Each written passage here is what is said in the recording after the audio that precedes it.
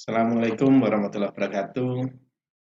Selamat Waalaikumsalam. malam para mitra semua, Mitra Sidoarjo. Ketemu lagi di Forum Bincang Mitra Sidoarjo. Ini edisi yang keempat. Kemarin sempat vakum ya, tapi vakumnya tetap ada, cuma agak molor dikit vakumnya. Alhamdulillah malam hari ini bisa hadir lagi. Malam ini lumayan spesial, masih dalam konteks pemberdayaan lembaga dan yayasan kita, tapi ini termasuk hal yang baru. Baik, kita mulai untuk menyingkat waktu dengan bacaan basmalah. Bismillahirrahmanirrahim. Bismillahirrahmanirrahim. Kalau sebelum-sebelumnya kita tentang SDM yang terkaitan dengan SDM, malam hari tidak terkait langsung tapi sangat penting, terutama dari sisi kesehatan. Malam hari ini kita akan menghadirkan seorang dokter, nanti kita ikuti bersama, tidak perlu diperkenalkan lebih lanjut, Dr. Adi Winarno. Jadi kalau hari-hari ini atau mungkin sudah hampir 2 tahun kita menghadapi COVID ya, COVID-19, itu juga terkait langsung maupun tidak langsung mempengaruhi kinerja organisasi kita, dan alhamdulillah program pemerintah sudah ada vaksinasi, tapi kayaknya juga balapan, ada vaksinasi, ada varian baru. Nah, hari-hari ini kita agak kalau harap-harap cemas katanya ya, ada varian Omicron yang katanya sih menurut berita akan mencapai puncaknya di sekitar Februari sampai Maret.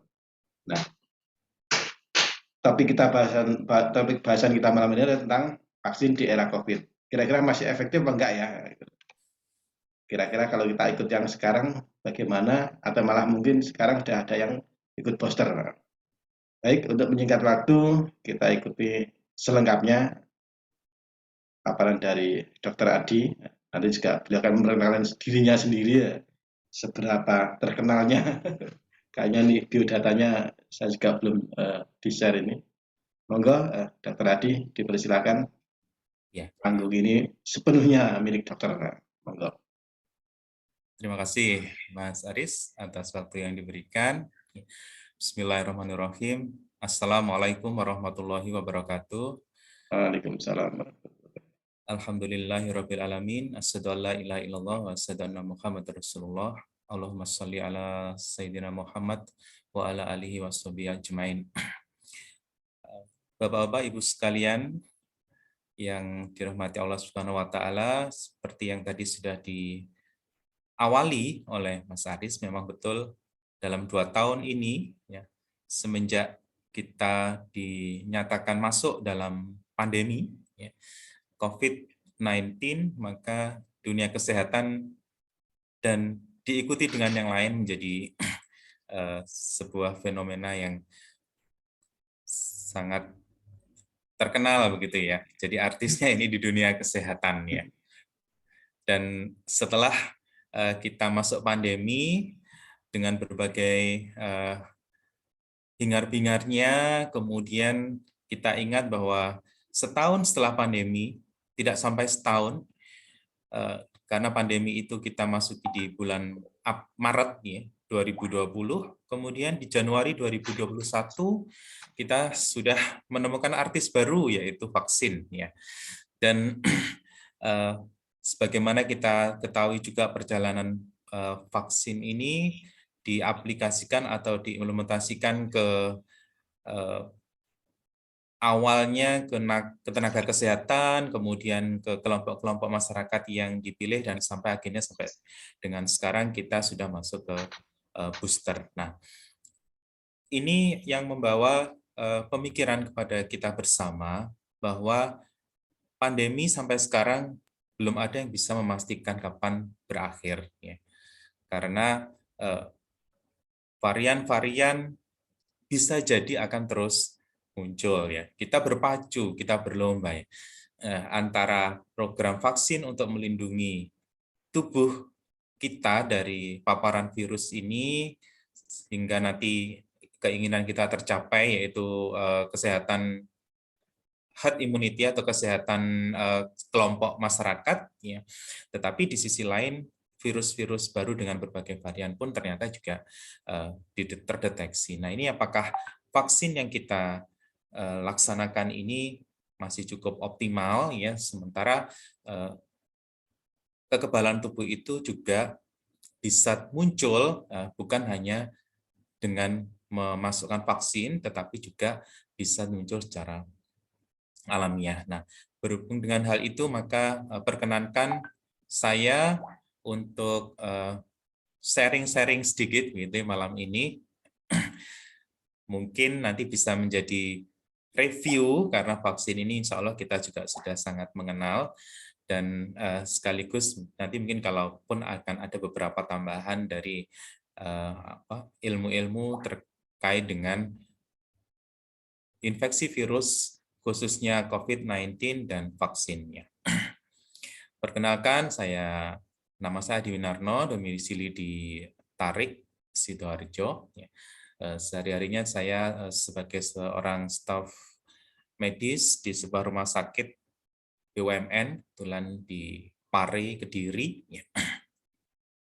Mungkin sedikit perkenalan terkait dengan diri saya seperti itu. Nanti langsung tanpa memperpanjang waktu, mohon izin saya share materinya, Mas Saris. Monggo, sudah bisa share screen. Baik.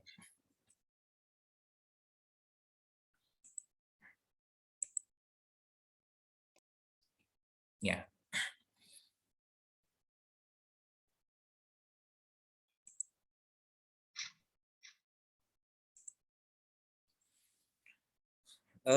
Terkait dengan vaksin ya. Saya Mungkin memang di mengambil full ini tampilannya, Dokter Adi, biar full.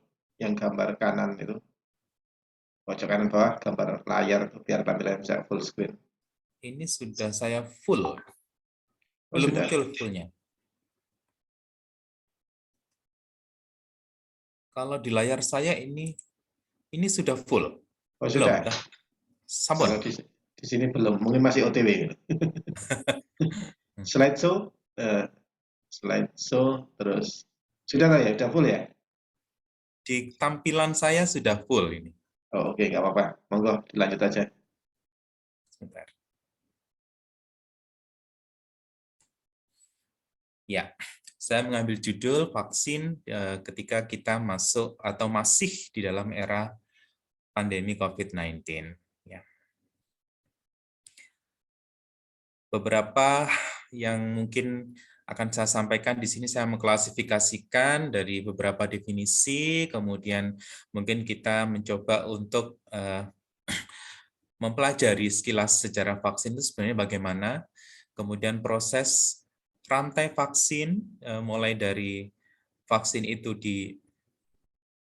ditemukan, dieksperimenkan, sampai kemudian bisa didapatkan izin untuk disebarluaskan atau dipakai ke tubuh manusia. Kemudian KIPI itu adalah kejadian ikutan pasca imunisasi, jadi efek-efek samping atau efek simpang dari vaksin, kemudian kesimpulan. Ya. Ada beberapa hal mungkin yang kadang-kadang masih menjadi rancu di dalam kita mempersepsi atau memahami terkait dengan vaksin ini. Ya, sebenarnya vaksinasi itu adalah suatu kegiatan, yaitu proses ya. Proses dengan memasukkan vaksin, apapun caranya, bisa dengan tetes mulut ataupun lewat suntikan ya. Yang jelas vaksinasi ini bertujuan untuk memasukkan vaksin dalam rangka menstimulasi atau merangsang sistem imun, sistem kekebalan dalam tubuh. Dan vaksin itu sendiri merupakan produk biologi yang berisi antigen. Antigen itu zat asing. Ya, zat asing. Di sini bisa suatu bakteri, bisa suatu kuman, atau zat aktif kuman itu atau bakteri itu yang kemudian dibuat sedemikian rupa untuk bisa menjadi vaksin ya, yang bisa dipakai untuk menstimulasi sistem imun tubuh. Ya. Dokter Adi, Adapun maaf, Dokter Adi. imunisasi, Sebentar, ini tampilannya kok nggak gerak belas di tempat saya. uh, Mungkin di close dulu terus buka lagi mungkin share screen-nya. Diulangi lagi. saya scan ya. Mohon maaf. Ini kok sebenarnya kalau di saya ini sudah ya.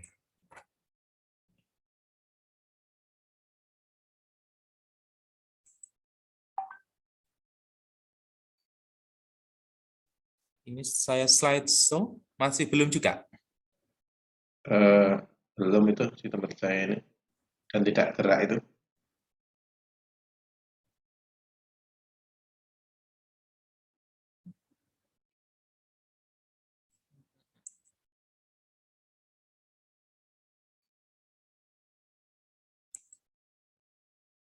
Atau saya bantu ini share screen dari sini.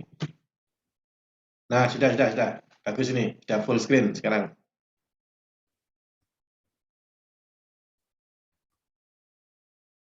Soalnya ini saya slideshow kok malah tidak tidak Ini di sini tampilannya sudah full, sudah bagus ini di saya. di. Cuman ini mau saya slideshow yang next-nya kok enggak Kalau mau. nggak gerak, Ya. Atau kalau mau dibantu monggo silakan. saya share screen dari sini ya. Iya, slide-nya kan tadi sudah saya kirim ya. Betul, oke. Saya sudah punya juga.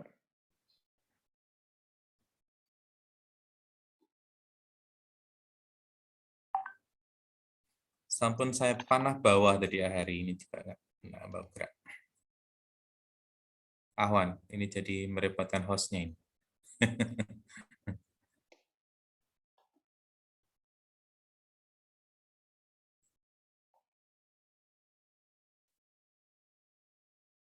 Oke, next. Nah, tadi sampai sini kalau nggak salah ya. Oke, ya ini masih Oke, halaman monggo lanjut. awal ya. Adapun imunisasi itu adalah suatu kegiatan ya, apapun ya, dan vaksinasi merupakan salah satu dari kegiatan imunisasi. Jadi kegiatan yang lebih global, lebih menyeluruh lagi. Adapun imunitas adalah suatu kemampuan kekebalan tubuh kita untuk melawan penyakit menular. Slide. Next.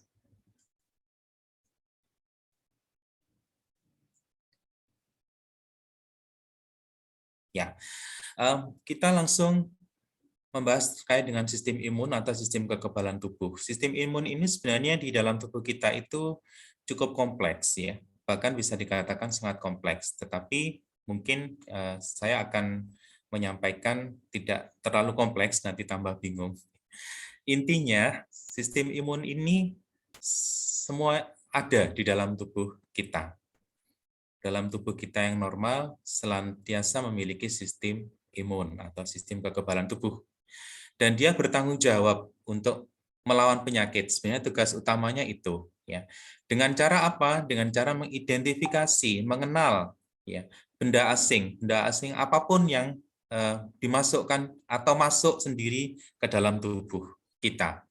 Baik itu kuman atau bakteri, virus, jamur, parasit, organ atau jaringan yang ditransplantasikan ke tubuh seseorang atau ke tubuh kita. Itu bisa memicu munculnya sistem imun. Ya.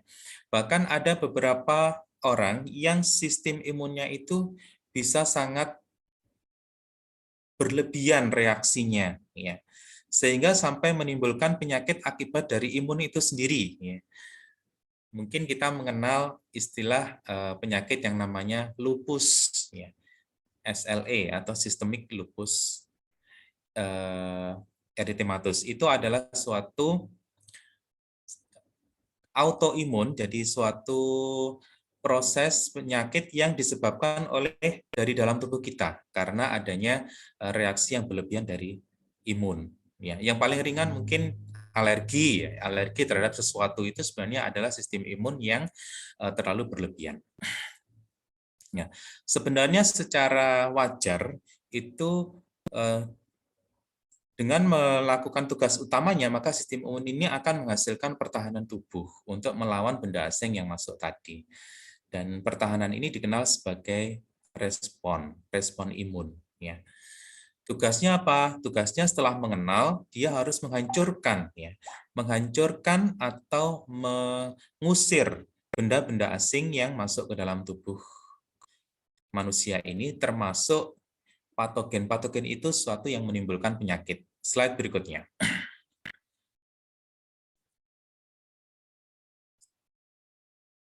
Nah, patogen ini adalah semua hal yang bisa menimbulkan penyakit, ya.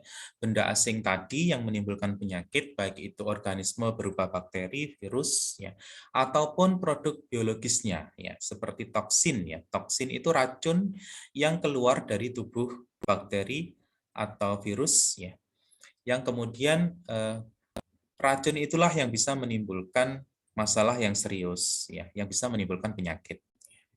Sebagai contoh, negara kita karena negara tropis itu hampir semuanya mungkin membawa atau pernah tertular dengan penyakit tifus, ya.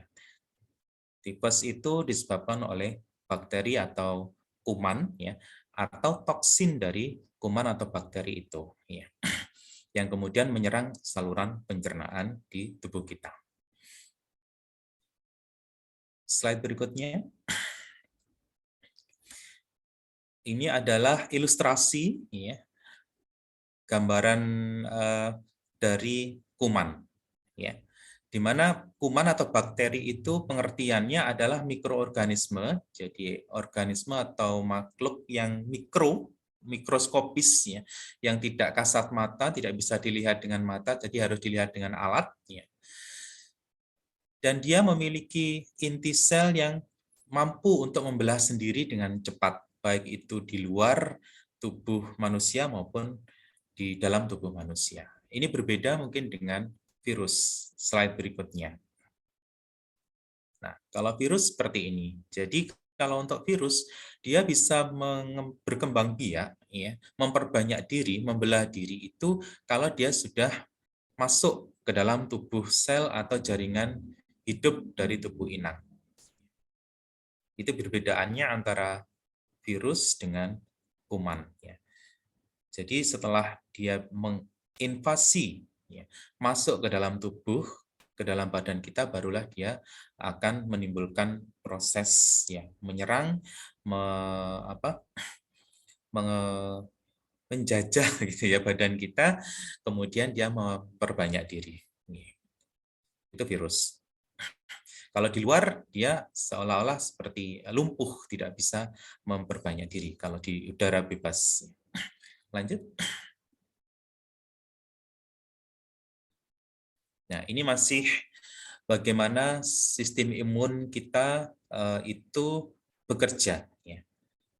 Jadi, dalam kondisi ketika bakteri atau virus atau transplantasi organ tubuh itu masuk ke dalam tubuh seseorang, maka akan terjadi penolakan, ya, bisa terjadi penolakan.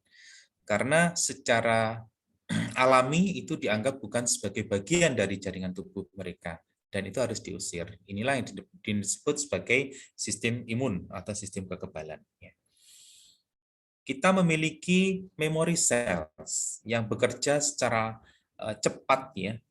Jadi dialah yang kemudian bekerja dari awal mengenal benda asing yang masuk. Ya. Nah, apabila benda asing yang sama itu masuk lagi ke dalam tubuh untuk kedua kali dan seterusnya, maka sel memori inilah yang lebih cepat dan lebih efektif bereaksi, ya, dibandingkan ketika reaksi pertama. Ya. Ini yang menimbulkan atau yang merupakan mekanisme dasar dari vaksin itu. Ya, nanti mungkin di slide berikutnya akan lebih kita pahami. Jadi ini merupakan dasar dari bagaimana vaksin itu difungsikan, ya. Difungsikan karena nanti dia ketika sudah kita mengenal apa yang ada dalam vaksin itu, yaitu kuman atau virus yang dilemahkan, maka ketika kuman atau virus yang benar-benar itu masuk menginfeksi tubuh kita, maka kita sudah memiliki memory cell ini, ya. Oke, slide berikutnya. Ini masih dalam definisi, ya. Nah, jadi sebenarnya bagaimana vaksin itu bekerja?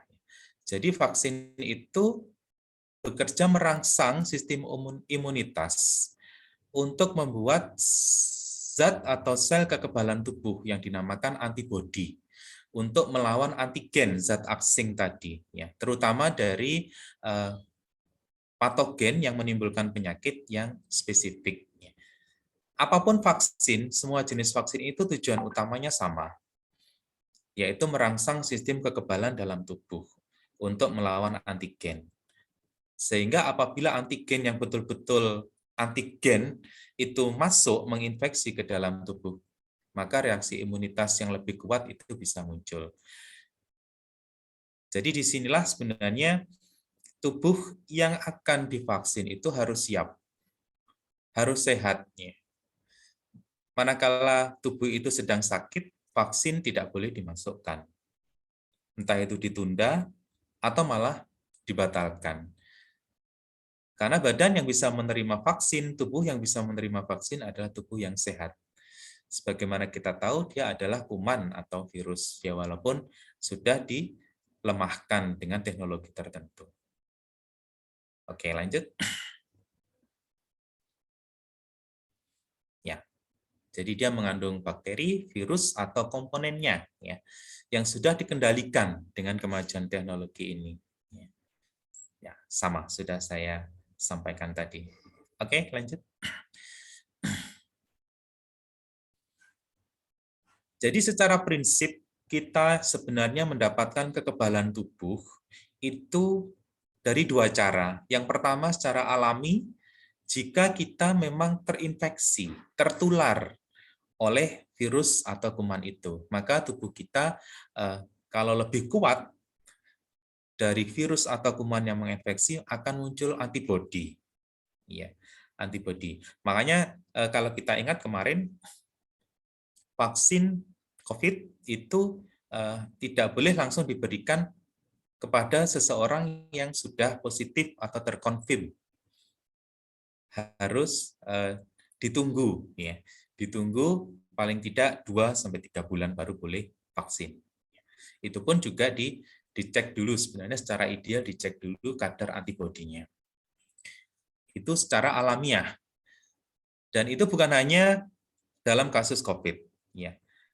Penyakit-penyakit yang lain pun juga bisa munculkan antibodi secara alami.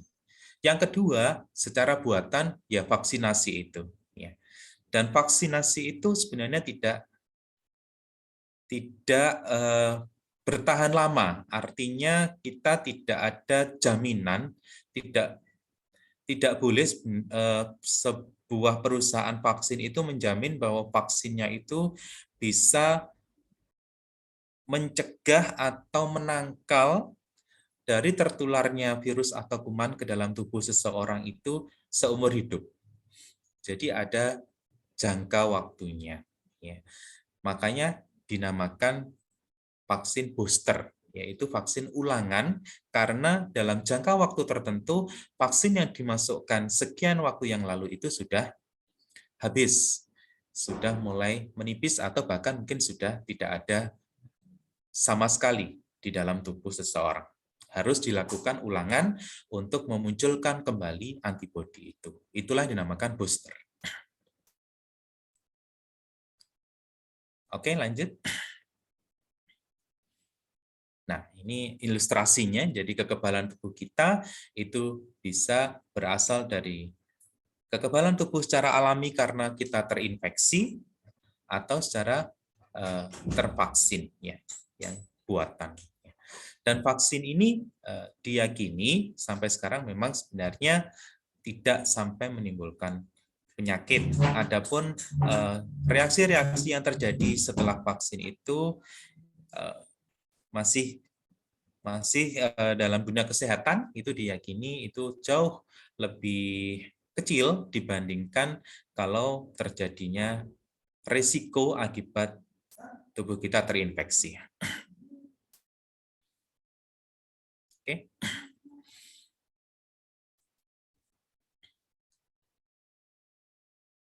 Sekilas tentang sejarah vaksin. Jadi vaksin itu sebenarnya sangat lama, sudah lama di muka bumi ini, ya. Bahkan dengan jasa vaksin itulah di tahun 1979 atau 1980 virus WHO menyatakan bahwa virus cacar ya itu sudah tereradikasi atau sudah tidak ada di muka bumi ini. Mungkin kalau yang lahir di era tahun 70-an mungkin antara ingat tidak ingat ya bagaimana sebenarnya penyakit cacar. Tetapi kita yang lahir di tahun itu mungkin di lengan atas kita punya prasasti sejarah ya, bekas suntikan cacar yang cukup lebar mungkin.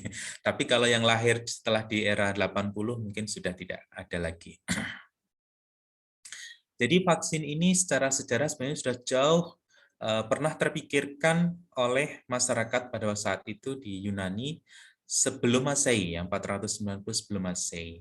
Pada saat itu kasusnya juga cacar, di mana fenomenanya orang yang sudah pernah sakit cacar, ketika terjadi wabah itu mereka sudah tidak tertular kembali. Ini yang menimbulkan pemikiran pada mereka pada waktu itu, mengapa seperti itu? Kenapa orang yang sudah pernah sakit kemudian muncul wabah tidak tertular? Kemudian kita meloncat di tahun 900 Masehi ya. Di Cina ya. Di Cina itu mulai dikenal istilah variolasi, yaitu memindahkan virus cacar dari luka di tubuh pasien itu ke badan orang yang sehat. Dan ketika terjadi wabah cacar, orang yang sehat yang sudah pernah diberikan virus itu kemudian tidak tertular. Jadi sudah sangat lama sebenarnya pemikiran-pemikiran untuk mencegah penularan itu sudah muncul. Di era baru atau era modern mungkin kita ingat ada tokoh namanya Edward Jenner ya sebagai bapak vaksin ya dari Berkeley Inggris ya. Dialah yang dianggap menemukan ya, vaksin di era modern, vaksin pertama di era modern untuk mencegah wabah variola atau cacar. Rupanya virus cacar ini menjadi wabah di dunia ini sudah ratusan bahkan ribuan tahun. Ya. Kemudian dilanjutkan oleh beberapa tokoh yang lain. Sampai di abad 20, ya tahun 1956, WHO kemudian memperluas cakupan vaksin cacar, ya, dan dinyatakan tereradikasi atau virus cacar ini sudah musnah di tahun 1979 atau 1980. Dan setelah itu kemudian ditemukan banyak vaksin-vaksin yang sekarang kita kenal seperti vaksin BCG untuk mencegah tuberkulosa, kemudian polio, campak, ya, difteri, tetanus, dan lain sebagainya. Jadi sebenarnya vaksin itu sudah sangat akrab ya di masyarakat. Lanjut. Ini hanya ilustrasi saja ya bagaimana perjalanan atau usaha-usaha WHO dalam mengeradikasi penyakit-penyakit yang bisa dicegah ya PD3I ya. Jadi penyakit yang dapat dicegah dengan imunisasi ya. Dan Indonesia, negara kita ini memang sebagai negara tropis banyak sekali virus ataupun kuman yang menjadi kasus endemis ya. Kasus dalam lingkup yang lebih sempit secara lokal tetapi bisa terus berulang dan ini yang memang menjadi PR kita bersama. Seperti contoh tuberkulosa ini kasus-kasus di Indonesia, masyarakat Indonesia itu masih cukup banyak. Walaupun kita tahu bahwa semenjak bayi lahir dia langsung dimasukkan vaksin BCG untuk mencegah penyakit itu. Tetapi ternyata kasus tuberkulosa di Indonesia masih cukup besar. Dan ini menjadi PR kita bersama dan merupakan suatu menjadi pemikiran kita mengapa bisa terjadi seperti itu sementara vaksin tetap dilaksanakan. Seberapa efektivitasnya vaksin itu dalam melindungi anak-anak atau masyarakat.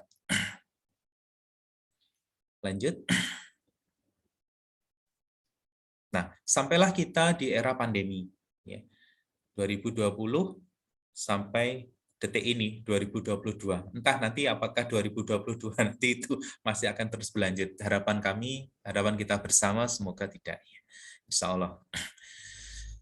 Jadi kemudian kita mengenal adalah istilah herd immunity. Jadi imunitas kelompok masyarakat. Ada yang mengatakan tercapainya itu kalau sudah 60%. Ada juga yang targetnya itu 70% atau di atas 70%. Ya. Itu baru tercapai herd immunity. Ya.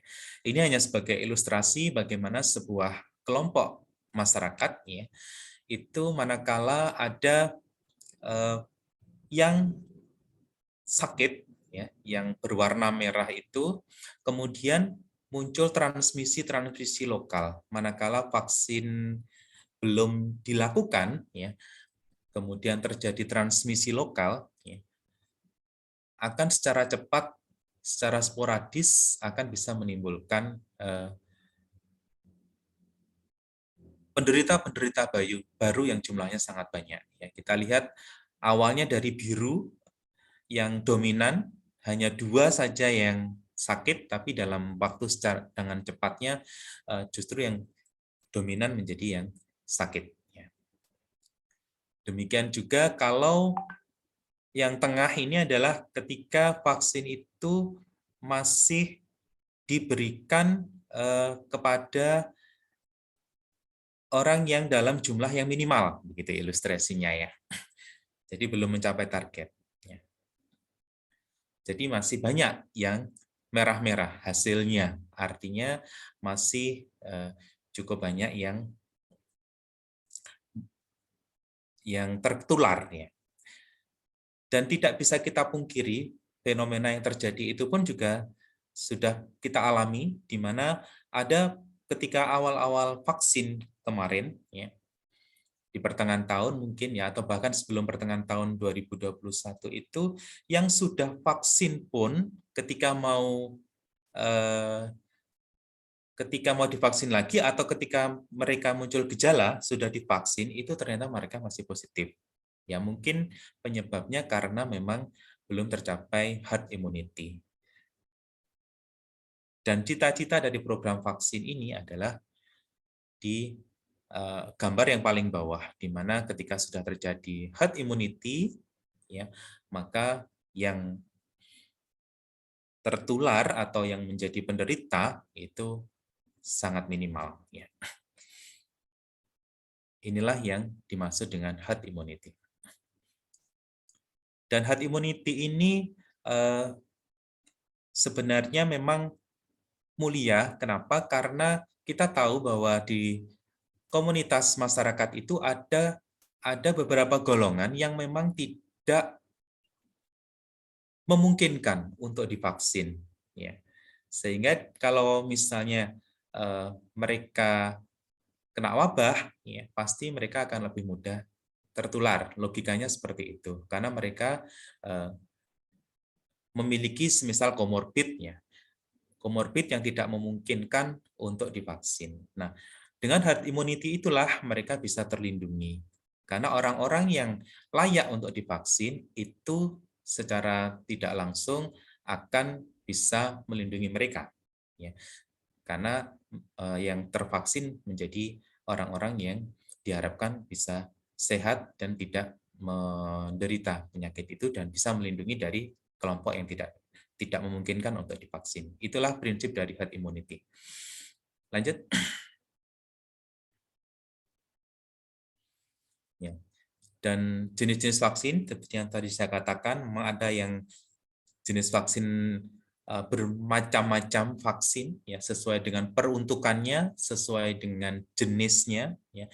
Ada yang disuntikkan, ada yang diteteskan, ada yang harus disimpan dalam suhu yang sekian sampai sekian, ada yang harus disimpan dalam suhu yang lebih rendah lagi.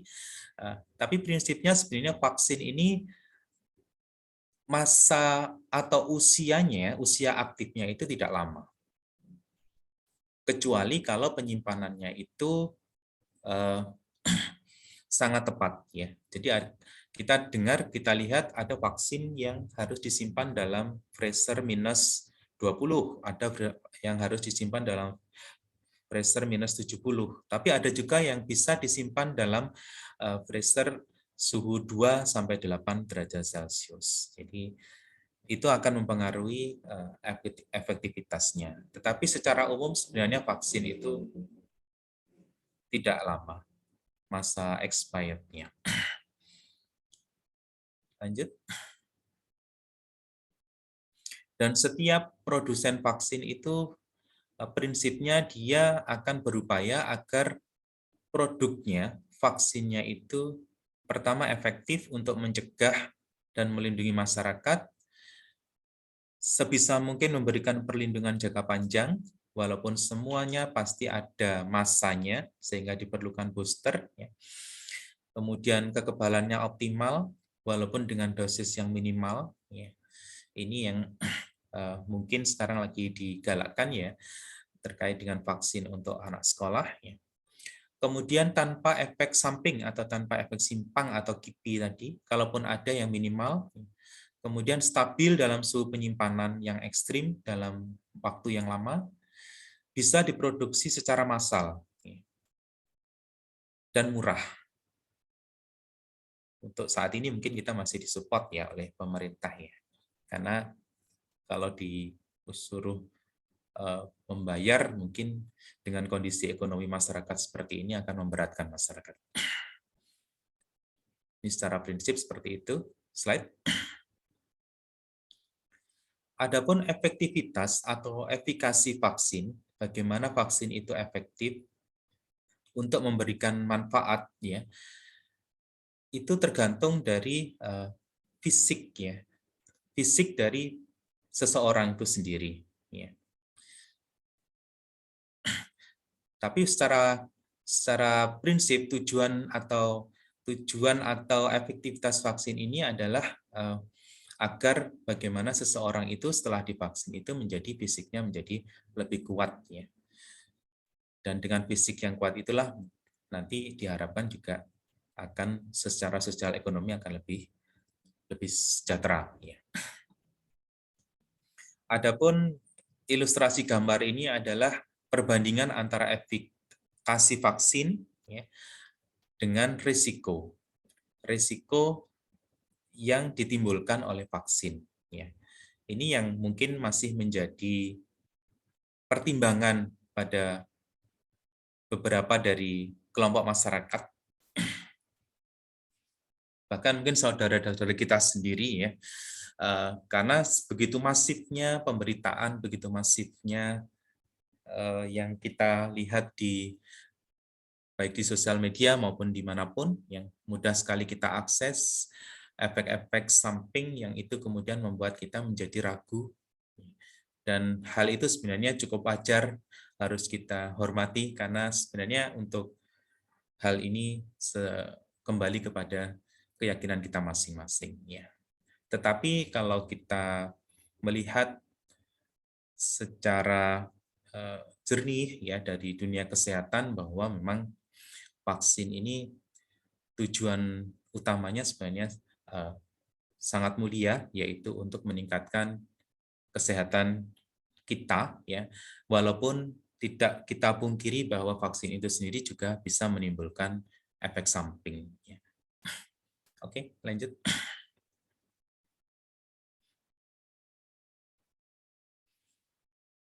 Nah, sebagaimana kita ketahui bahwa vaksin merupakan salah satu upaya pemerintah ya, untuk mengatasi dalam hal ini vaksin COVID ya, untuk mengatasi pandemi ini. Dan vaksin COVID-19 ini tentunya juga tidak jauh beda dengan vaksin-vaksin yang sebelumnya atau vaksin-vaksin yang lain dalam hal produksinya ya. Sebenarnya kalau kita melihat vaksin-vaksin sebelumnya itu butuh waktu yang lama, bertahun-tahun sebelum betul-betul diuji cobakan ke tubuh manusia. Dipastikan dulu kualitas, efektivitas, dan keamanannya. Namun kita ketahui bahwa di era pandemi ini sepertinya kebutuhan untuk vaksin ini sangatlah mendesak, ya. Sangatlah mendesak, sehingga wajar kalau kemudian kita melihat bahwa ada beberapa keraguan-keraguan bagaimana efektivitas dan keamanan vaksin COVID-19 ini. Ya.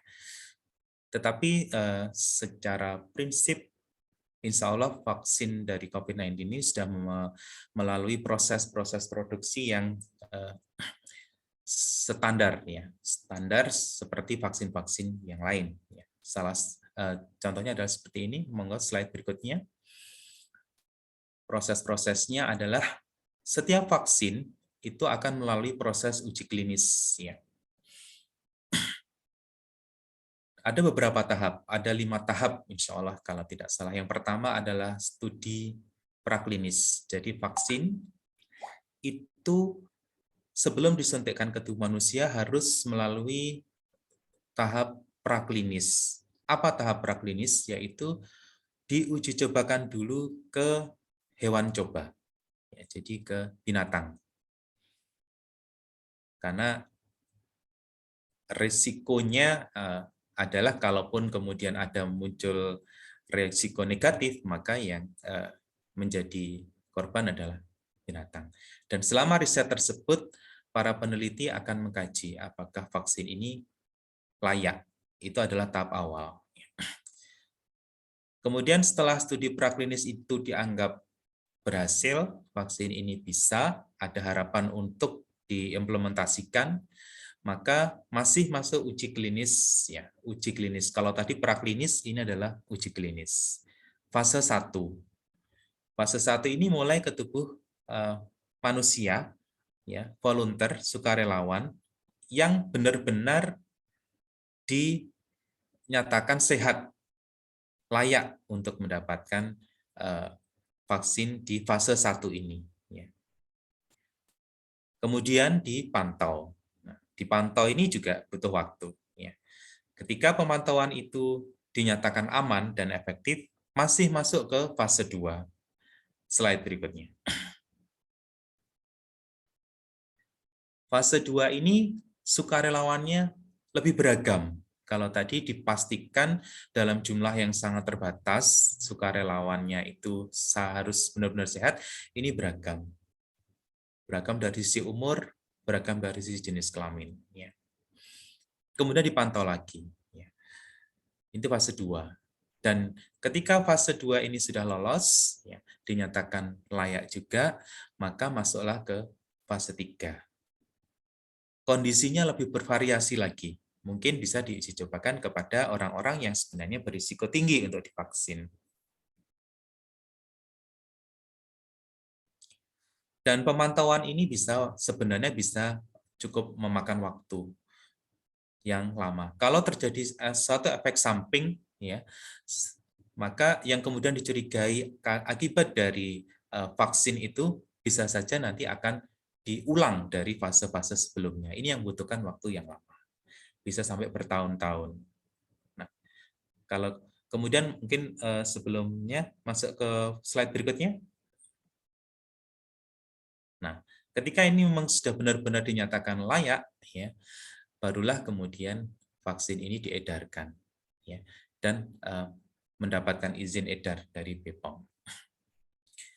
Nah, itu gambaran secara singkat bagaimana sebuah vaksin itu diproduksi sampai benar-benar layak untuk diaplikasikan. Ya. Bisa bertahun-tahun, Bapak Ibu sekalian. Tetapi kita melihat bahwa kondisinya pada saat ini sangat mendesak, sehingga ketika pandemi di bulan Maret 2020, di bulan Januari 2021 sudah ada vaksin. Nah, ini yang kemudian mungkin akan bisa memunculkan suatu pemikiran-pemikiran, tanda tanya yang itu entah siapa yang bisa menjawabnya terkait dengan efektivitas vaksin ini. Dan untuk mencapai herd immunity, maka WHO memberikan batasan 70%. Ya. 70% jumlah populasi di setiap negara mendapatkan vaksin, maka akan bisa tercapai herd immunity. Kita mungkin bisa berhitung, andaikan kita jumlah penduduk di Indonesia itu yang layak untuk divaksin sekitar 200 juta, maka targetnya sebenarnya adalah 180 jutaan. Ya. Barulah vaksin COVID-19 ini bisa dinyatakan efektif. Lanjut. Ini yang sudah tadi saya katakan bahwa vaksin ini tujuannya adalah merangsang munculnya reaksi kekebalan tubuh dari ancaman PD3I, yaitu penyakit yang dapat dicegah dengan imunisasi, ya. Yang itu bisa menimbulkan patogen atau penyakit yang berbahaya. Namun yang perlu ditekankan di sini adalah bahwa kepercayaan masyarakat terhadap program vaksinasi ini sangat mudah luntur, ya. Jadi masyarakat sebenarnya, harapan masyarakat itu simpel. Jadi kita tidak bisa atau tidak terima seandainya terjadi efek samping yang muncul akibat imunisasi. Padahal dalam dunia medis, ya, apapun namanya efek samping itu memang tidak bisa diprediksi. Bukan hanya akibat dari vaksin, akibat dari obat apapun yang bisa kita berikan kepada seorang pasien itu bisa memunculkan efek samping. Walaupun kita tidak mengharapkan itu, tetapi karena memang tidak bisa diprediksi. Maka disinilah muncul kehati-hatian. Ya. Kehati-hatian, ketika muncul itu, maka segera harus kita upayakan solusinya, minimal dilaporkan dan kemudian kita berikan terapi, ya, untuk efek sampingnya itu. Jadi kita mungkin masih ingat pada kita yang sudah divaksin, bagaimana setelah kita divaksin, vaksin itu diinjeksikan ke tubuh kita, maka kita tidak boleh langsung pulang. Kalau awal-awalnya 30 menit kita diminta untuk menunggu. Akhir-akhir ini karena secara surveillance yang muncul efek samping itu sangat-sangat kecil, ya, dibandingkan dengan jumlah yang divaksin, maka kemudian dipersingkat waktu tunggu setelah divaksin itu tidak sampai setengah jam, tetapi hanya 15 menit. Ketika tidak ada reaksi efek samping, kemudian diperbolehkan meninggalkan tempat atau pulang. Tetapi tetap dipesan kalau terjadi efek samping di rumah itu segera dilaporkan. Kalau kita pengen ideal, mungkin ya kita tidak berharap ada muncul efek samping dari vaksin itu. Tetapi ini sesuatu yang tidak bisa kita prediksi untuk efek sampingnya. Kecuali kalau sudah jelas memang seseorang itu memiliki reaksi alergi yang sangat berlebihan, penyakit sesak yang berlebihan, atau penyakit-penyakit degeneratif yang berat. Ya. Contohnya diabetes yang berat, yang komplikasi ke organ-organ jantung, organ-organ ginjal, dan lain-lain, itu memang sangat kita antisipasi terjadinya efek samping. Sebenarnya efek sampingnya apa saja yang bisa muncul dan karena apa? Ya. Slide berikutnya. Ya, ini gambarannya. KIPI itu adalah kejadian ikutan pasca imunisasi. Ya. KIPI itu bisa terjadi karena komponen vaksin itu sendiri. Jadi pada seorang yang memang alergi terhadap komponen vaksin, ya. KIPI yang terkait dengan kualitas dari vaksin itu. Jadi vaksinnya sebenarnya tidak bagus mutunya. Kemudian KIPI mungkin karena kesalahan prosedur pada waktu dilaksanakan vaksinasi, ya. KIPI itu bisa ringan sebenarnya, tapi juga bisa muncul yang berat, ya. Kalau seseorang yang sangat sensitif dengan tindakan suntik misalnya, kulitnya itu sangat sensitif, kalau disuntik mesti akan muncul bengkak. Nah, ini bisa dikategorikan KIPI akibat prosedur vaksinasi. Atau KIPI akibat kecemasan yang berlebihan ketika disuntik. Jadi karena takut atau cemas yang berlebihan disuntik, maka akan bisa menimbulkan shock. Jadi bisa mendadak, mungkin tidak sadar, ya. Bisa saja terjadi, tetapi bukan karena vaksinasinya, tapi karena kecemasan yang berlebihan. Atau kejadian koinsiden. Koinsiden itu terjadinya KIPI bukan karena vaksin, tetapi karena munculnya penyakit-penyakit yang sudah dimiliki sebelumnya. Ini pada beberapa orang yang sudah saya sebutkan tadi, yang memiliki penyakit yang berat atau komorbid seperti alergi yang berat, ya, sesak yang hebat, dan lain-lain. Dan reaksi-reaksi yang timbul yang berupa gejala-gejala ringan sementara dan akan hilang tanpa pengobatan, misal nyeri atau bengkak kemerahan di lokasi suntikan, bisa terjadi demam. Di antara kita mungkin kemarin yang merek vaksin tertentu ya, itu muncul demam. Demamnya bisa demam ringan, ada yang demam cukup tinggi, ada bahkan yang sampai opname karena demam yang tinggi dan berlangsung cukup lama. Ada yang hanya nyeri kepala atau mungkin pusing, lelah, mengantuk, ada mual, bahkan ada muncul lapar ketika habis divaksin. Itu beberapa reaksi yang dikategorikan KIPI, kejadian ikutan pasca imunisasi.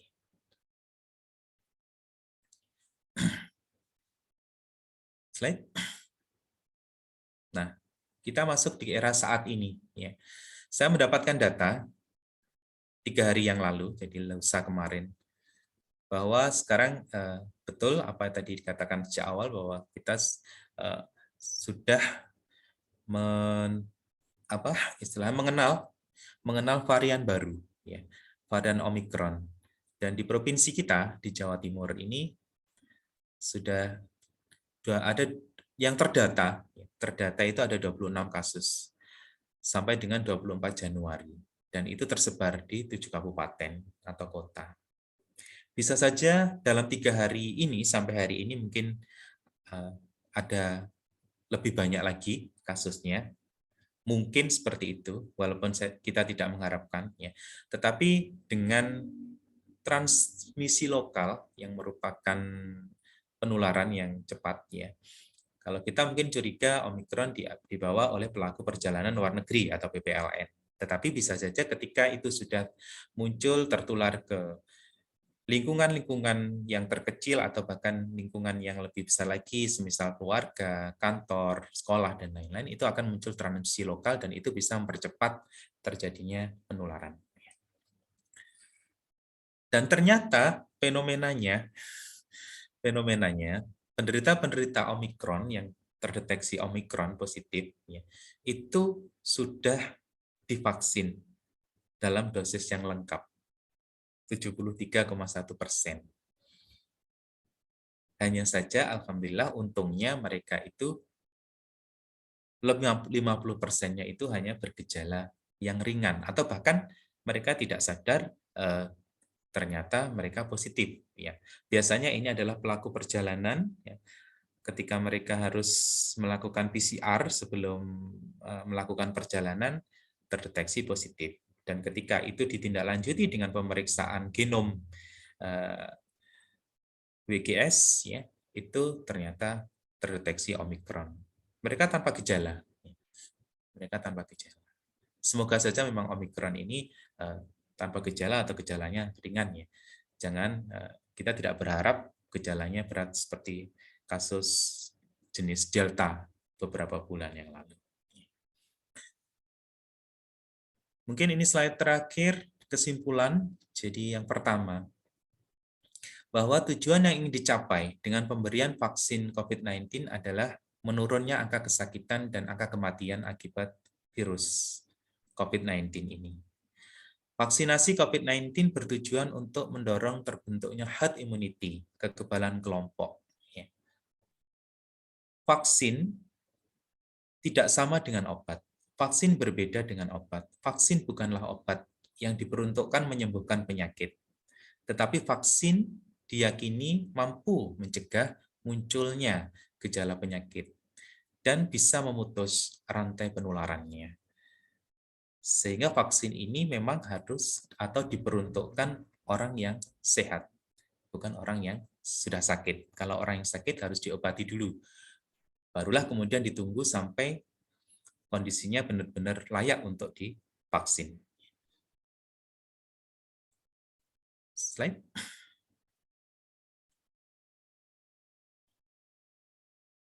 Penerapan protokol kesehatan. Ini masih yang merupakan paling penting, ya, sebagai benteng pertama kita. Jadi tubuh kita tidak bisa menggantungkan dari vaksin karena prokes itu merupakan hal yang sebenarnya paling penting ya, dalam penerapan kesehatan di era pandemi ini. Ya.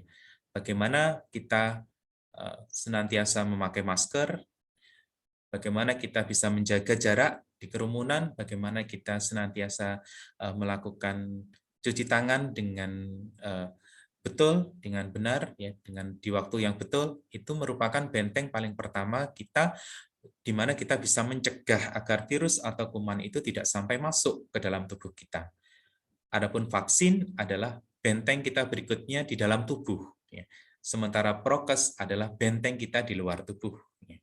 Tentunya kita berharap dengan prokes inilah yang merupakan hal yang paling penting dalam kita mencegah tertularnya virus atau kuman ke tubuh kita. Dan prokes ini tetap harus dilaksanakan, ya, walaupun angka era di pandemi ini sudah sangat menurun, ya, karena saat ini cakupan program vaksin kan belum tercapai secara maksimal, ya, apalagi sudah terdapat beberapa varian baru, mutasi yang belum diketahui, belum kita ketahui apakah vaksin yang beredar pada saat ini itu akan bisa efektif untuk memprotek varian virus yang baru itu. Jadi disinilah sisi pentingnya atau tempatnya protokol kesehatan itu tetap merupakan hal yang harus dilaksanakan oleh kita semua. Demikian mungkin ini merupakan slide terakhir saya, insya Allah begitu. Terima kasih. Ini sebagai sharing saja, sebagai review yang karena kita semua insya Allah sudah sangat mengenal bagaimana vaksin itu sudah ada di tengah-tengah kita, ya. Tinggal kita meyakini, ya, apakah di era pandemi ini vaksin ini masih cukup efektif, ya. Karena kalaupun efektif pun dengan varian baru, dengan dinamika-dinamika yang kita tidak bisa prediksi sebelumnya, itu tetap dibutuhkan protokol kesehatan. Ya. Kita tidak bisa meninggalkan protokol kesehatan. Ya. Demikian mungkin yang bisa saya sampaikan. Ada kurang lebihnya saya mohon maaf. Saya akhiri. Saya kembalikan lagi kepada Mas Aris. Ya. Assalamualaikum warahmatullahi wabarakatuh. Waalaikumsalam warahmatullahi wabarakatuh. Terima kasih Dokter Adi. Rasanya sudah cukup lengkap dan panjang kali lebar ini. Pas 60 menit penjelasannya. Jadi kalau bisa diibaratkan vaksin ini kayak mirip-mirip ini ya Dok, apa ya? Kita punya HP di cas gitu ya. Jadi ada nanti begitu hampir habis harus di booster lagi gitu mungkin ya. Jadi ada Ya. vaksin ketiga dan mungkin tidak untuk kemungkinan nanti ada booster ke-4 dan seterusnya mungkin ya. Kalau di kantor saya kemarin udah 12 Januari itu udah apa namanya launching booster untuk yang ketiga. Cuman karena kuotanya masih terbatas, diambil yang senior lah. Kalau dibilang lansia nggak terima, senior. Yang mendekati pensiun dikasih dulu. Jadi yang muda-muda agak belakangan.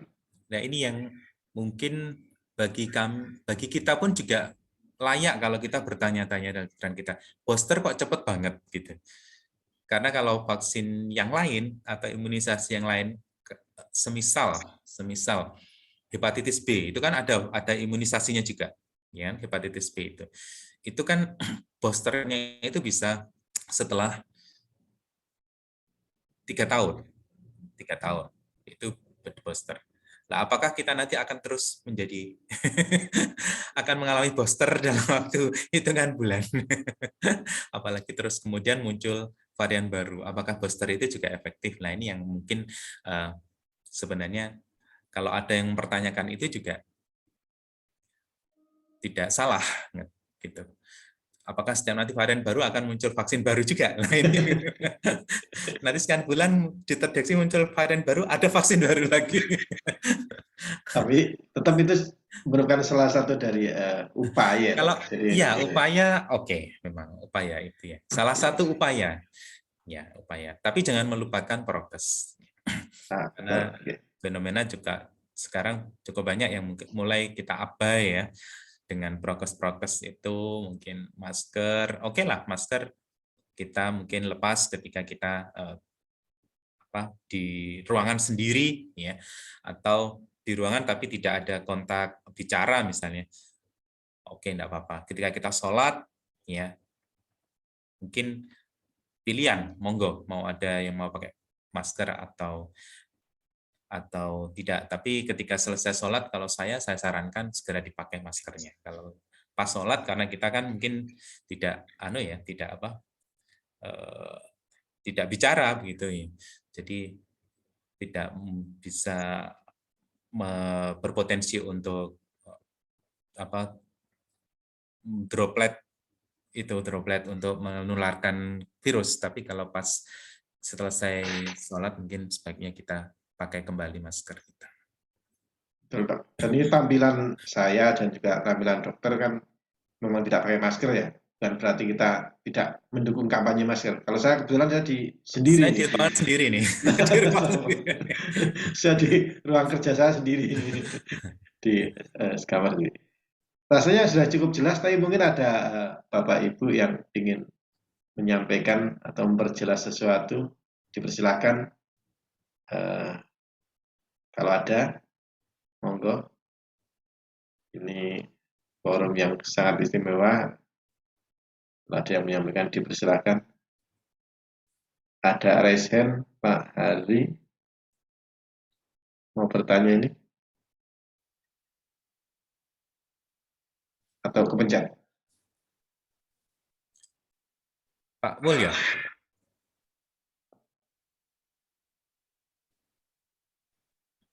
Pak Mulyo mau bertanya? Oh, Pak Farid.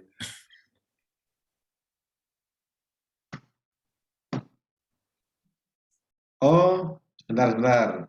Saya lupa settingnya. Sebentar, saya halo. Monggo, sudah bisa meng-unmute diri sendiri. Pak Mulya dulu, monggo. Okay. Ya. Bismillahirrahmanirrahim. Assalamualaikum warahmatullahi wabarakatuh. Waalaikumsalam. Alhamdulillah ya, tadi luar biasa ya. Sampai sudah gamblang, nggak perlu dipertanyakan sebenarnya, karena sudah lengkap paketannya ini. Gini aja Pak Dokter, mungkin kalau boleh Pak Dokter sudah vaksin sampai apa? Sudah lengkap atau pripun? Saya. Ya. Yang belum booster ini. Oh, booster. Berarti sudah 1, 2 sudah ya? 1, 2, Moderna 3 sudah. Oh. Kan nagas lah. Kalau yang dulu kan Sinovac kan 2 kali. Sinovac 2 kali, malah waktu itu kita hanya selisih waktunya yang dari yang pertama kedua itu 14 hari. Setelah itu kan kemudian 28 hari. Kemudian muncul datang vaksin Moderna. Nah, ini yang booster yang belum. Terus gini, Pak Dokter, saya dulu pernah vaksin 1 sebelum kena COVID, rame-rame nih, tapi sampai sekarang 2 belum. Apakah nanti ngulang lagi dari 1 atau gimana? 1 itu apa? Sinovac? Ya lupa saya dulu. Sinovac ya? mungkin awal sebelum. Ya, tapi ya walaupun bukan Sinovac, misalnya Moderna itu, kalau Moderna kan memang regulasi terakhir itu 80 sampai 90 hari ya, itu diulangi lagi. Nah, kalau sebelum itu dipastikan dulu di kartu vaksinnya Pak Ulyo, vaksin apakah yang dipakai waktu itu. Di situ kan ada toh, ketika kita sudah divaksin, kita kan dapat kartu vaksin. Di kartu vaksin itu kan akan ditulis batch vaksinnya, dan nanti di situ akan ditulis apa mereknya, apakah Sinovac atau Moderna. Kalau Sinovac, ya saya rasa memang harus mulai dari awal, dari nol lagi. Tapi kalau Moderna, lah kita lihat apakah sudah melampaui 90 hari ataukah belum. Kalau belum ya oke, lanjut aja vaksin yang kedua. Tapi kalau sudah, ya harus yang mulai dari nol lagi. Karena kita anggap antibodinya yang dibentuk oleh vaksin pertama kemarin sudah habis. gitu. Oke. Siap. Ya, Monggo, sebenarnya lebih Pak. ideal lagi itu kalau memang dicek antibodi, ada istilahnya tes SRBD, ya, SRBD itu banyak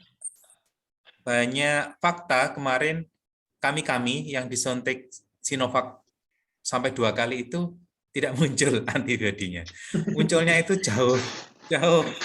Jadi, nah ini entah apakah memang kualitas, kembali lagi tadi ya, kualitas vaksinnya yang masih dipertanyakan.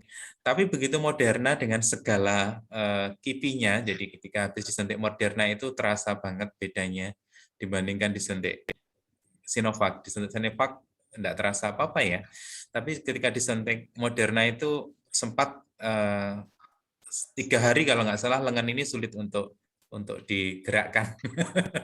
nyeri walaupun nggak sampai panas tinggi. Nah, sampai 3 hari itu nyeri. Nah, itu ternyata ketika di SRBD antibodinya tinggi. Nah, ini Menunggu merah putih, Pak Dokter. Kapan itu? walau alam kalau itu anak bisa jawab. Masih nanti. Baik, rasanya cukup ya Pak Mulyo. Ini Pak Hari mau menyampaikan, masih ada gambar raise hand di layar. Bukan kepencet ya? Di chat ya? Di chat ada. Oh, monggo kalau HP-nya error full. Oh, di chatnya ada juga dari bukan kalau itu. saya Kalau error. bacakan. Ternyata banyak yang ini pertama dari Pak Osi ini, saat ini sudah banyak orang yang terjangkit varian Omicron. Tapi sepertinya tidak seakut varian sebelumnya yang sampai banyak meninggal. Apakah ada bedanya? Ya, insya Allah begitu. Memang beda kayaknya. Dan semoga memang berbeda. Kalau kita ingat ketika gelombang Delta itu yang luar biasa ya. Luar biasa memunculkan kepanikan dan memang korbannya sangat banyak. Kita tidak berharap Omicron ini seperti Delta. Ya, kita berdoa bersama semoga Omicron ini tidak seperti Delta. Dan semoga saja Omicron ini merupakan hanya sebagai awal bahwa pandemi COVID ini bukan menjadi pandemi lagi. Harapannya menjadi endemis lah. Kalau endemis itu sama seperti kalau kita menyikapi demam berdarah, kalau kita menyikapi influenza, gitu ya. Semoga saja Omicron ini seperti influenza, jadi gejalanya cukup ringan, tapi cepat menular, gitu. Menular, sepertinya begitu. Ya. Harapan kita semua ya. Terus kalau memang terjadi endemis, maka ya sudah, kita akan menjadi benar-benar dancing with COVID ya. Kita bisa ya wis Berdamai dengan COVID kita hidup istilahnya. berdampingan dengan COVID gitu ya. Iya. Oke. Baik, sebelum saya bacakan berikutnya, ini Pak Farid mau bertanya? Iya. Monggo. Okay. Terima kasih Pak Dr. Adi atas penjelasannya tadi malam. Malam ini sangat luar biasa sekali. Ada beberapa pertanyaan sebenarnya. Yang pertama terkait vaksin juga. Sebenarnya yang paling istilahnya efikasi yang paling tinggi dari vaksin yang saat ini beredar di Indonesia itu apa? Seperti itu pertama. Kemudian yang kedua, kenapa vaksin, katakanlah kayak kalau ketika pas muncul vaksin itu ya, ketika divaksin banyak orang yang meninggal. Itu sedangkan sekarang kan lagi marak vaksin untuk anak-anak. Dan beberapa hari yang saya ketahui itu kemarin 2 anak di Jombang itu meninggal setelah beberapa jam dia sakit, kemudian tak selang lama dia meninggal. Tadi pagi di Sumatera itu juga seperti itu. Itu kenapa? Kemudian istilahnya itu gini, hari ini itu sebenarnya terkait masalah virus Omicron yang lagi marak ya, itu kan tadi pagi saya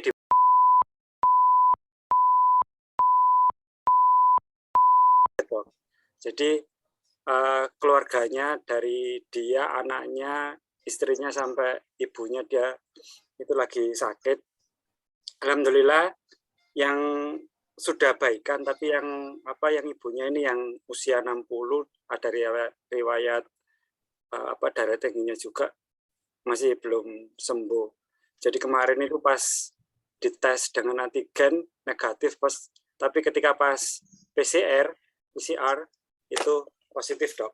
Apakah karena ketika proses PCR itu kan sama pihak rumah sakitnya itu nggak tahu ini jenis varian, misalnya virus apa gitu, Dok. Mungkin itu yang jadi pertanyaan saya terkait vaksin untuk anak-anak, kenapa di awal-awal ketika dulu sama sekarang itu kok banyak yang dalam tanda kutip ada yang meninggal. Apakah karena istilahnya gini, terus terang saya kemarin itu kan baru vaksin itu bulan Desember kemarin, kebetulan dapat Pfizer, yang vaksin kedua itu dapat Pfizer juga Januari kemarin. Nah, kenapa di akhir-akhir ini saya ikut vaksin, nggak ikut awal-awal dulu? Ya karena pikiran awam saya ketika di awal-awal vaksin keluar itu kan ibaratnya bisa jadi ya wis untuk tes vaksinnya ke masyarakat dan lain sebagainya kurang banyak, sehingga di akhir-akhir ini saya baru vaksin. Begitupun juga dengan anak, sudah ada untuk anak-anak kan dari pihak Puskesmas kan ada vaksin ya untuk anak-anak. Itu belum saya ikutkan ya karena itu tadi. Karena kan seperti yang dokter bilang tadi kan semua bisa berefek samping. Ada efek sampingnya, tapi sejauh mana, anggap aja gini ya, sejauh mana tanggung jawab pemerintah ketika ada case seperti itu tuh bagaimana ininya, istilahnya penanganannya. Seperti itu, Dok. Terima kasih. Cukup banyak pertanyaan. Tapi kayaknya saling terkait. Ya, enggak apa-apa. Kalau saya ditanya dari sekian pilihan merek vaksin mana yang paling efektif, ya memang saya enggak berani untuk menyebut merek ya. Dan cuman setiap 10 kok kita, Dok, nggak apa-apa.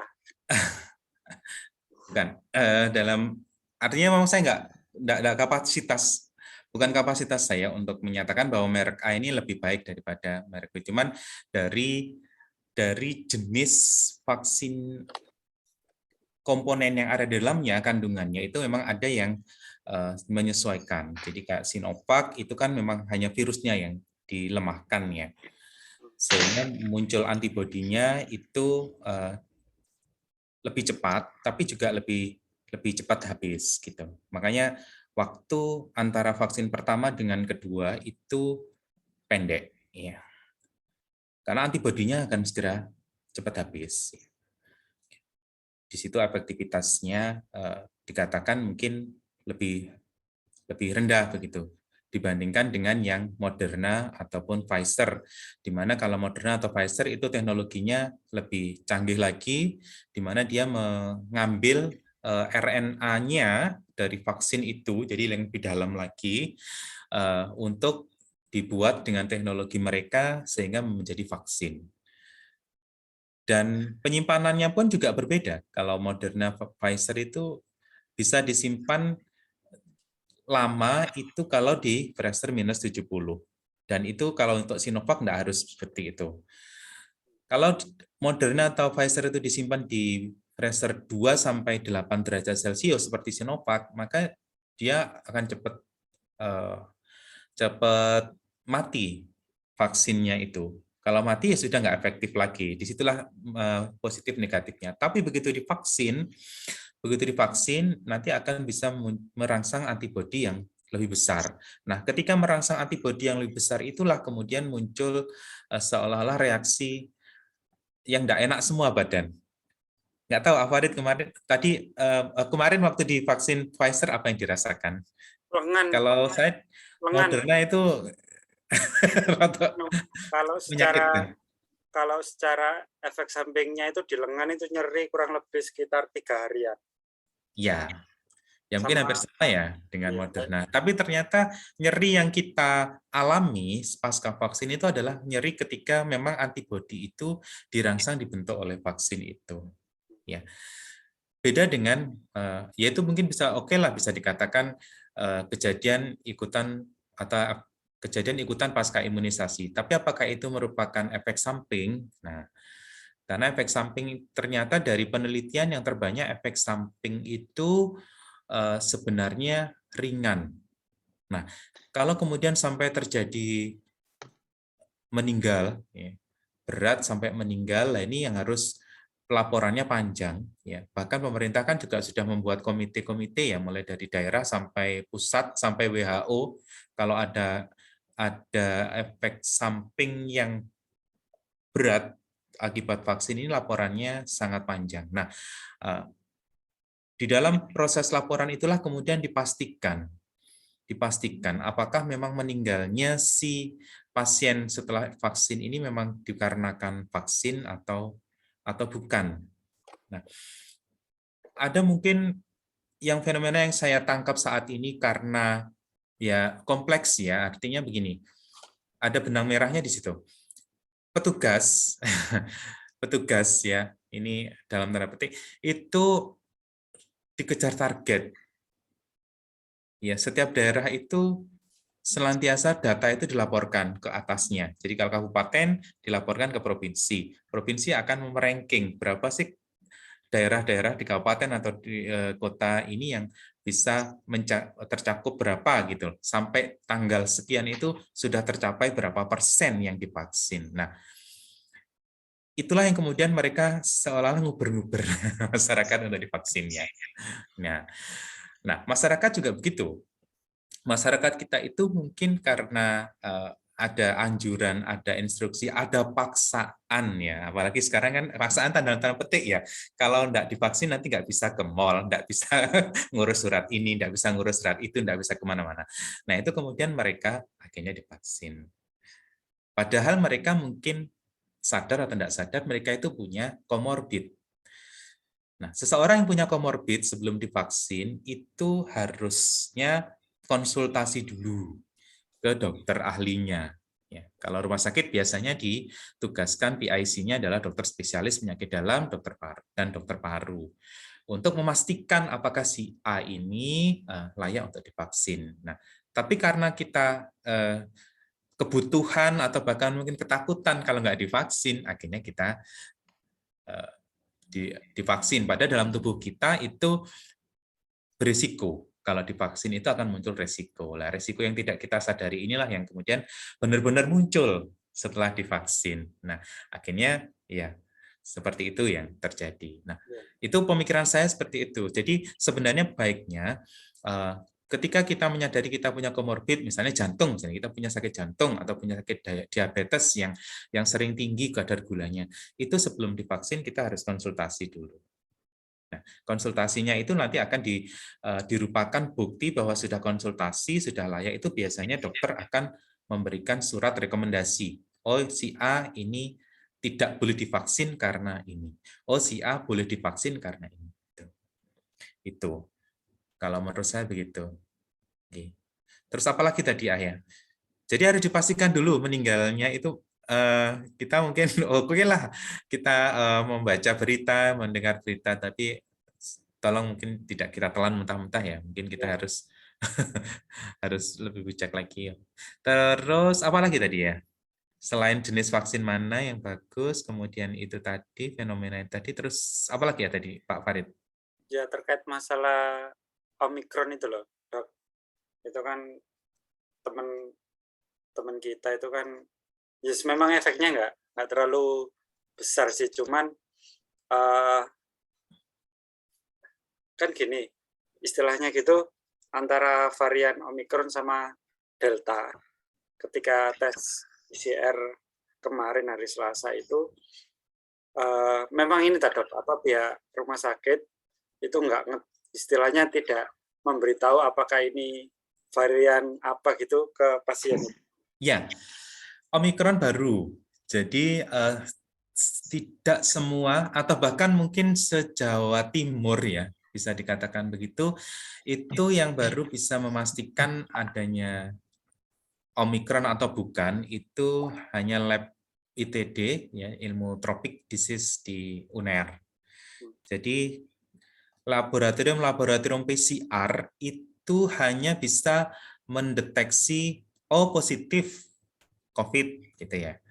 Tetapi apakah itu Omikron atau bukan, jenis Omikron atau bukan, itu sampelnya masih harus kita lanjutkan ke ITD UNER. Kalau di Jawa Timur begitu.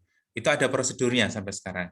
Tetapi tidak semua yang positif itu layak atau boleh dikirim ke UNER. Jadi yang dikirim itu yang pertama, kalau yang positif itu memang ada riwayat PPLN, pelaku perjalanan luar negeri. Kemudian yang kedua, kalau nyon sewu bahasa laborat ya ini, city value-nya itu kurang dari 30, walaupun itu bukan PPLN, bukan pelaku perjalanan luar negeri. Kalau city value-nya rendah, di bawah 30, itu baru boleh di sana. Kalau city value-nya tinggi, itu tidak harus dibuktikan apakah itu Omikron atau tidak. Bisa jadi itu bukan Omikron, bisa jadi itu memang COVID ya, entah varian Delta atau Alpha yang sebelumnya itu, tetapi dengan gejala yang lebih kecil, gejala yang lebih ringan karena si A ini mungkin sudah vaksin. Nah, itu kan secara tidak langsung menunjukkan bahwa sebenarnya vaksin itu efektif, memiliki efektivitas. Tapi kalau Omikron untuk saat ini, sampai saat ini kan ini baru, dan tidak semua laboratorium PCR itu bisa mendeteksi Omikron, jadi masih ada batasan-batasan, tidak semuanya bisa dilanjutkan untuk diperiksa Omikron. Siap, Dok. Baik, terima kasih. Ini ada via chat lagi, Dok. Dari Pak Indratno, pertanyaannya, apakah nanti vaksin ini akan jadi bagian kehidupan manusia? Dalam artian menjadi ketergantungan pada vaksin. Kita tidak berharap itu ya. Kalau vaksin sudah menjadi bagian kehidupan, sebenarnya ya sudah, iya, tapi bukan vaksin COVID. Kalau vaksin COVID kok kita tidak berharap ya. Sebenarnya influenza pun ada vaksinnya, ya. Influenza itu ada vaksinnya, tetapi kita kan sudah sangat akrab dengan influenza, jadi tanpa vaksin pun juga influenza akan bisa sembuh-sembuh sendiri. Nah, harapan kita COVID itu seperti itu. Toh virusnya juga sebenarnya sejenis sih dengan virus influenza, rotavirus ya. Cuman mungkin sifatnya yang kemarin sempat geger itu kan karena Delta yang seperti itu. Ya, tapi kita tidak berharap lah nanti masa setiap sekian bulan kita divaksin. kayak ngisi baterai HP gitu ya, setiap hari dicas gitu. Enggak. Semoga enggak gitu ya. Ya. Baik, ini ada lagi dari Pak Osi. Setahu saya ada vaksin buatan anak bangsa, tapi sepertinya tidak dipakai semasif oleh pemerintah. Kenapa ya? Ini saya jawab nggak kayak? Banyak kepentingan. Mungkin off the record aja jawabnya gitu ya. Untuk publik, siapa tahu dokter bisa memberikan pertimbangan yang matang begitu. Biar pemerintah itu juga mendengarkan apa kata dokter Adi. Ada. Pemerintah yang mana ini?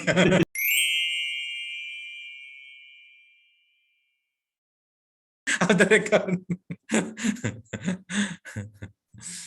Walau alam. Baik, ada lagi mungkin ini udah 2138. Kalau masih ada, monggo satu lagi yang menyampaikan penanya. Kalau tidak ada, ini sudah kita akan materinya bahasanya sangat menarik dan sangat up to date. Yang seharusnya kita 60 menit sudah molor banyak ini, dapat bonus banyak ini. Ini kalau di perusahaan harusnya dibayar lembur ini, Dokter Adi ini. Ini karena sosial, lemburnya dihitung sendiri, bayar diwi. Ya. Baik, sepertinya sudah cukup, tidak ada yang chat lagi dan tidak ada yang raise hand lagi. Terima kasih Dr. Adi atas pencerahannya. Semoga ini menjadikan manfaat untuk kita semua. Forum Mitra Sidoarjo. Jadi forum ini adalah kumpulan lembaga, organisasi sosial di Sidoarjo. Materi-materi bahasan kita utamanya adalah tentang bagaimana pemberdayaan organisasi, bagaimana agar lembaga kita, perusahaan kita lebih maju, lebih profit, yang cari profit atau lebih meroket ya, bahasa sekarang lebih meroket. Kalau Jawa Timur dari Bu Putri lebih cetar gitu ya. Tentunya bahasan-bahasanya akan sangat luas seperti malam hari ini terkait dengan kesehatan yang tentunya kalau SDM kita nggak sehat ya bagaimana organisasi kita maju. Terus ikuti forum-forum berikutnya, bincang-bincang berikutnya tentunya akan kita hadirkan pemateri-pemateri yang berkelas. Tentunya ya yang gratis masih. Karena kita forumnya forum dari kita, oleh kita, untuk kita. Dan rekaman acara ini nanti akan kita upload juga ke channel YouTube Mitra Sidoarjo JOS, nama channel kita. Baik, terima kasih untuk Bapak Ibu yang sudah hadir. Dari saya, mohon maaf apabila ada sesuatu yang tidak memuaskan. Terima kasih, saya akhiri. Wassalamualaikum warahmatullahi wabarakatuh. Waalaikumsalam. Wabarakatuh. Mantap.